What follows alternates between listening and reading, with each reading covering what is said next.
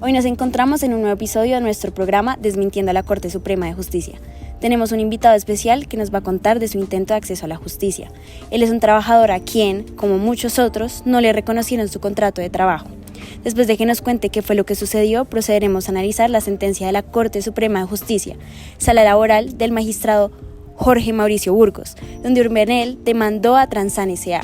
Señor Urbenel, cuéntenos qué fue lo que sucedió. Buenas tardes, muchas gracias por la invitación y por la oportunidad de contarles mi historia. Bueno, quiero empezar contándoles que yo me vinculé laboralmente a la empresa Transan mediante un contrato de trabajo verbal en el cargo de control de microbuses y busetas de servicio público a órdenes del jefe de rutas y miembro de la junta directiva de la sociedad, el señor Edwin Arias.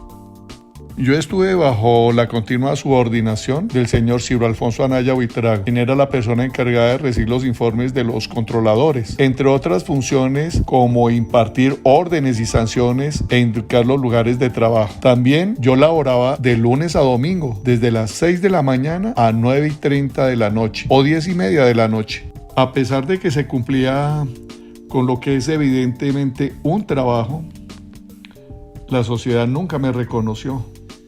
Ni vacaciones, ni trabajo suplementario o complementario, dominical y festivo, prestaciones sociales, afiliación a la seguridad social integral, vestido de dotación, calzado de labor. Y pues, lastimosamente fui despedido el día 22 de junio de 2003 por el jefe de controles, de manera unilateral y sin causa que lo justificara. Por esta razón demandé a Transan con el fin de que se declarara la existencia de un contrato de trabajo a término indefinido desde el año 1991 al año 2003. Transan me despidió sin justa causa, por lo que solicité me pagaran salarios, recargos nocturnos, trabajo suplementario, auxilio monetario por subsidio familiar, prestaciones sociales, aportes al sistema de seguridad social integral, la indemnización por despido sin justa causa y la indemnización moratoria. Muchas gracias, Urbenel, por contextualizarnos. Quisiera hacer mención de cómo procedió la Corte a resolver la sentencia para mejor entendimiento de nuestros oyentes. Bueno, antes que todo, las sentencias de primera y segunda instancia declararon probada la excepción de inexistencia del contrato de trabajo y absolvieron a Transan de todas las pretensiones. Asimismo, el tribunal centró la controversia en determinar la existencia de un contrato laboral a término indefinido. Entró a analizar las pruebas documentales sobrantes en el proceso. En este sentido, se afirma que el informe diario de control de rutas no es una prueba suficiente para fundamentar la relación laboral, pues está desprovisto de la fuerza demostrativa necesaria. Por esta razón, el tribunal concluyó que no había elementos de juicio para establecer la relación pretendida. La parte actora, es decir, Urbenel, para el tribunal incumplió uno de sus deberes procesales, referente a la carga de la prueba, el cual es aplicable en este tipo de procesos laborales. Y finalmente se concluyó que el actor no demostró los extremos, la subordinación o dependencia ni el salario. También la Corte resolvió dos problemas jurídicos. El primero es si se puede considerar que la Corte Suprema de Justicia en la sala laboral es competente para resolver una controversia en la que el actor propone que hubo un error en la observancia de las normas procesales, no como un medio, sino como un fin en sí mismo. Y el segundo es si, teniendo en cuenta la facultad oficiosa del juez, puede decretar pruebas para demostrar los hechos que respaldan las pretensiones en el caso del demandante. El primer problema lo resolvió mencionando que Urbenel plantea que hubo una interpretación errónea de las normas. Esto no resulta suficiente para configurar un cargo en casación de especialidad laboral. Según la jurisprudencia de la Corte, no toda violación directa o indirecta de normas procesales puede servir para estructurar un cargo en casación laboral, pues los errores in procendo únicamente conducen a quebrantar una sentencia en casación laboral cuando la transgresión de los preceptos procesales, además de producirse en el acto mismo de la sentencia, es de tal magnitud que implica la violación de un derecho sustancial. Si bien en la sentencia impugnada el tribunal hizo referencia al hecho de que no se recaudó el testimonio del señor Ciro Alfonso Anaya Buitrago, no se le puede atribuir la negativa de la práctica de dicha prueba como un error en tal decisión por parte del tribunal en auto anterior. y por la sala respectiva en la decisión de la súplica. El segundo problema lo resolvió diciendo que la facultad oficiosa del juez no puede suplir la inactividad de las partes en la obligación procesal que les compete según las reglas de distribución de la carga de la prueba. En tal sentido, el debate judicial es el propicio para determinar si los hechos aducidos en la demanda tienen asidero en la realidad y si de ellos desprende un derecho en cabeza de quien los reclama. De allí que los sujetos procesales cuenten con oportunidades regladas para, en igualdad de oportunidades, hacer valer sus posturas y defenderlas entre ellas a través de la prueba. En modo alguno puede conducir a que se supla la inactividad de las partes, sino por el contrario, a que se subsanen deficiencias que no se les sean atribuibles y que permitan definir el asunto. Yo estoy del lado de Urbenel, no estoy de acuerdo con el fallo. Esto en el sentido de que la interpretación de la Corte fue que el decreto o no de una prueba tiene una sede de solución propia de las instancias, por lo que no podía procurar la práctica de pruebas que no se trataron anteriormente. Sin embargo, esta es una posición que no tiene en cuenta la preferencia que tiene la legislación colombiana hacia el trabajador. En este caso estamos hablando del derecho fundamental del demandado al trabajo y los demás conexos, que están supeditados a que se declare la existencia de un contrato laboral. Al desconocerlos, se evidencia la tesis de un famoso texto de Laura Porras y Carena Caselles, de que los jueces de la Corte Suprema de Justicia suelen sostener posiciones conservadoras y, como tal, legitimadoras del statu quo. Es más que claro que el fallo hubiese podido ser favorable si se hubiera actuado de forma distinta en las otras instancias, en cuanto se podía decretar la prueba con anterioridad, ya que tanto el juez de primera como de segunda instancia pueden hacer uso de las pruebas oficiosas cuando se buscan parar derechos fundamentales, tales como la seguridad social, que están estipulados en la Corte Constitucional, artículo 48.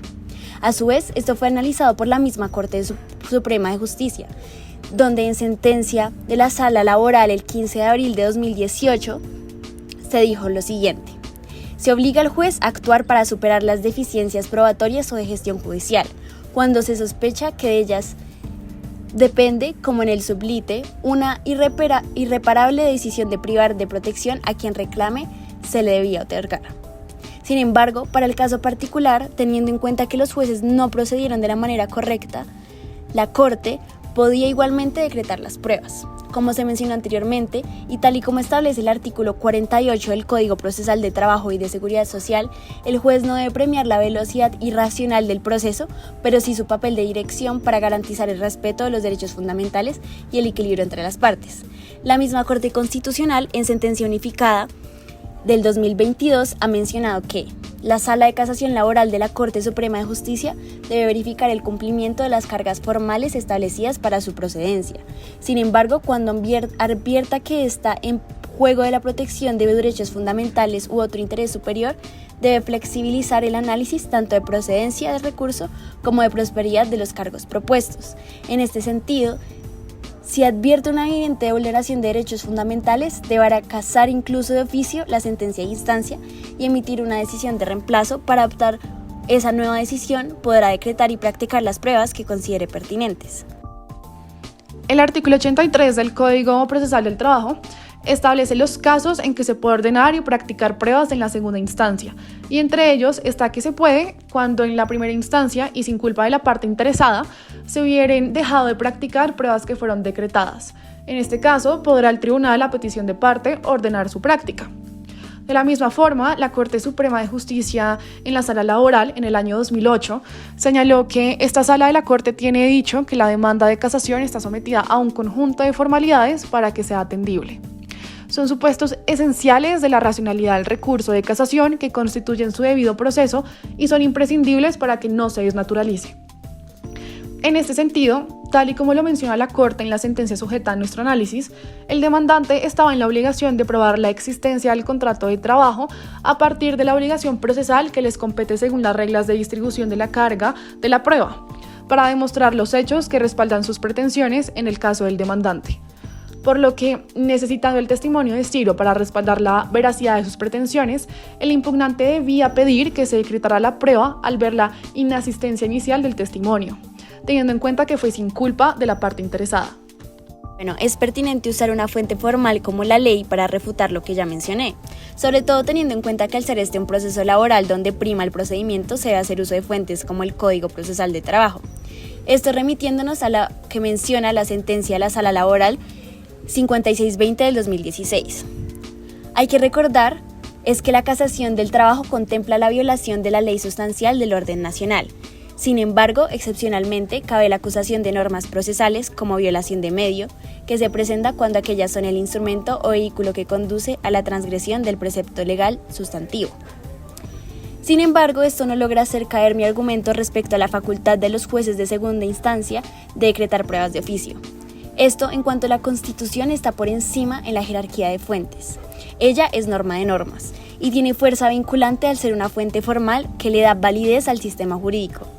En este sentido, a pensar de que es correcto lo que mencionas, también respecto a la fuente, no puedes obviar el hecho de que para derechos fundamentales hay una excepción a la regla del Código Procesal de Trabajo, que no solo la respalda la Constitución, sino también la Corte Suprema de Justicia en algunas sentencias donde sí atiende la protección de los derechos fundamentales, que es apropiado revisarla teniendo en cuenta que se está analizando una sentencia de esta Corte. Incluso tiene más peso lo que afirmo en cuanto es muy común que las altas cortes se contradigan y en muchos casos hagan análisis totalmente opuestos, pero en este caso se complementan incluso una cita a la otra.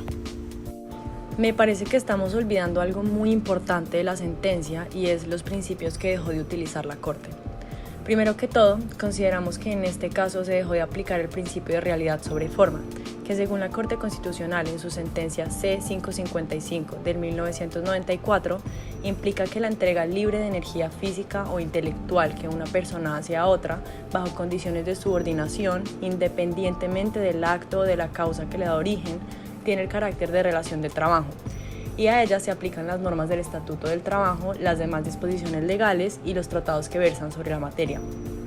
Además, según la Corte Suprema de Justicia, en su sentencia de Sala Laboral 2330 del 2020, se debe privilegiar la realidad empírica y objetiva en la que se desarrolla el trabajo sobre las formalidades pactadas por los actores.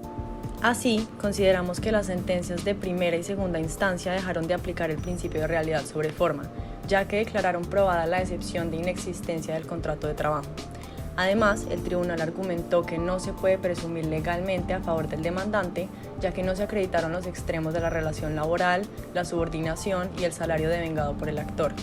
Nosotras consideramos que la Corte debió ser más activista, decretando las pruebas necesarias para comprobar el contrato a realidad. En segundo lugar, no se aplicó el principio indubio pro operario.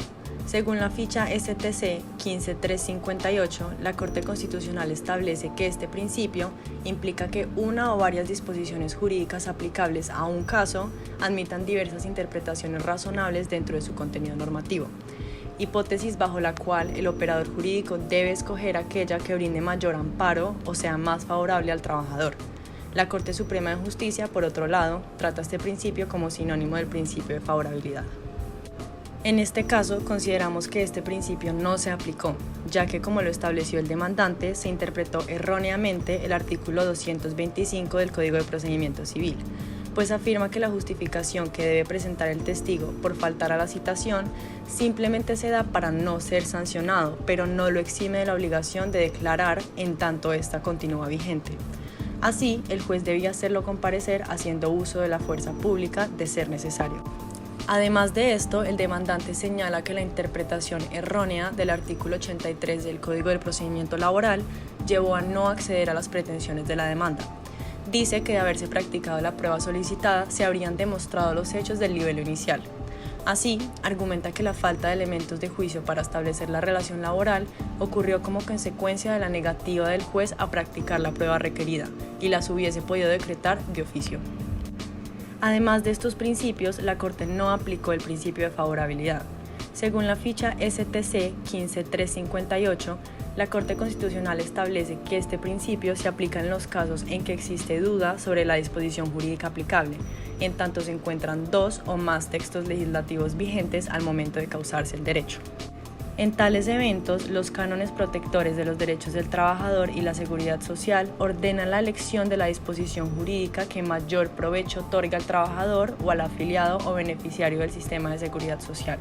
Por otro lado, la misma ficha indica que la Corte Suprema de Justicia ha expresado que este principio solo se utilizará para conflictos entre fuentes de derecho y no sobre elementos fácticos o probatorios, lo que ha llevado a que la Corte Constitucional le llame la atención en numerosas ocasiones. Esta interpretación por la Corte Suprema de Justicia puede explicar que en este caso le haya dado prevalencia al artículo 177 del Código de Procedimiento Civil por encima de los artículos 54 y 83 del Código Procesal del Trabajo. En la sentencia, la Corte argumenta que solo de manera excepcional el artículo 83 del Código Procesal del Trabajo permite que el juzgador, previo a resolver la apelación, disponga la práctica oficiosa de los medios que estime conducentes para definir el asunto. Sin embargo, ello en ningún momento puede conducir a que se supla la inactividad de las partes, sino por el contrario a que se subsanen deficiencias que no les sean atribuibles y que permitan definir el asunto. Tienes razón, María José, la Corte no decretó pruebas de oficio aún pudiendo hacerlo, por lo que también creo que no fue respetado el contenido de los principios, y por eso evaluaremos el porqué uno a uno. Considero que el principio in dubio pro operario no fue respetado, puesto a que, como se mencionó, para la Corte no implica un error en la decisión el que no se haya rendido el testimonio del señor Ciro Alfonso Anaya Buitrago. Esto resulta en contra del principio, ya que no fue implementada la interpretación más favorable al demandante, en este caso el trabajador, puesto a que se favoreció la interpretación que el ADQM dio a la norma en tanto a que la justificación de la ausencia ante el llamado judicial eximía de la obligación de rendir testimonio. Sin embargo, la interpretación adecuada y la más favorable al trabajador sería la contraria, y debemos ceñirnos al contenido estricto del principio, que implica que una o varias disposiciones jurídicas aplicables a un caso admiten diversas interpretaciones razonables dentro de su contenido normativo. Sin embargo, es el operador jurídico quien debe escoger aquella que brinde mayor amparo y sea más favorable al trabajador. Por otro lado, considero que no fue respetado el principio de favorabilidad.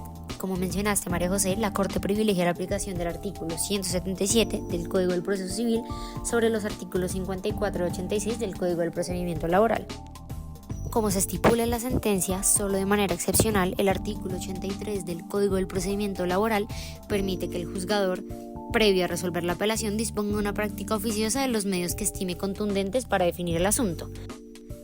Por lo que si evaluamos el contenido del principio, el cual establece que la favorabilidad se aplica en los casos donde exista duda razonable sobre la disposición jurídica aplicable, en tanto a que se encuentran dos o más textos legislativos, al momento de causarse el derecho, debe seleccionarse aquel que resulte más favorable al trabajador. Este contenido sería violado al privilegiar la aplicación del artículo 177, considerando así que en este caso era pertinente que la Corte declarara de manera oficiosa las pruebas necesarias, ya que no se trataba de una deficiencia ni inactividad atribuible al demandado, sino la no comparecencia de un testigo primordial para el caso. Asimismo, no fue respetado el principio de realidad sobre formas, en tanto que se confirmó la decisión del ADQM al tribunal al estipular que no se encuentra con la fuerza dispositiva para considerar el vínculo como laboral, por lo que no se puede presumir legalmente a favor del demandante por no acreditar tanto los extremos de la relación laboral como los elementos de subordinación y salario. Sin embargo, teniendo en cuenta que el señor Ubernel Ballesteros afirma que sí le pagaban un salario de 1.000 que posteriormente asciende a 2.000, bajo una subordinación continua donde le impartían órdenes, sanciones, lugares donde laborar, funciones de lunes a domingo en un horario de 6 a casi 10:30 p.m., parece injusto que ante este caso no se tenga en cuenta la materialidad y no se privilegie la realidad empírica y objetiva en la que se desarrolla el trabajo, sino que las formalidades pactadas por los actores sigan como única verdad. Ahora pensemos qué hubiera ocurrido con el caso si se hubieran ceñido directamente al contenido de los principios. De haber aplicado el principio in dubio pro operario con relación a la justificación de la ausencia de la diligencia judicial, el juez hubiera llamado a comparecer nuevamente al señor Ciro Alfonso Anaya Buitrago. Así hubiese sido necesario el uso de la fuerza pública para que esto se cumpliera, y por medio de esta declaración se hubiera podido probar la relación laboral entre el señor Ubernel Ballesteros y la empresa de transporte Puerto Santander por medio del elemento de la actividad personal. Como se mencionó anteriormente, de haber seguido el contenido del principio de favorabilidad, el juez hubiese decretado las pruebas de oficio, dándole mayor sustento probatorio al caso del señor Ubernel, para finalmente haber aplicado el principio de realidad sobre formas y haber reconocido que sin importar la forma, este era un trabajador de la empresa de transporte Puerto Santander, declarándose de esta manera el contrato de realidad al haber presencia de los elementos de la relación laboral como actividad personal, subordinación y salario, por lo que si hubiese condenado al pago de todas las pretensiones solicitadas por el demandante y el destino del señor Ubernel Ballesteros sería totalmente diferente. Gracias a todos los oyentes por escuchar este episodio. Para más análisis jurídicos, síganos en nuestras redes sociales, @analizando la Corte Suprema. Y nos vemos a la próxima.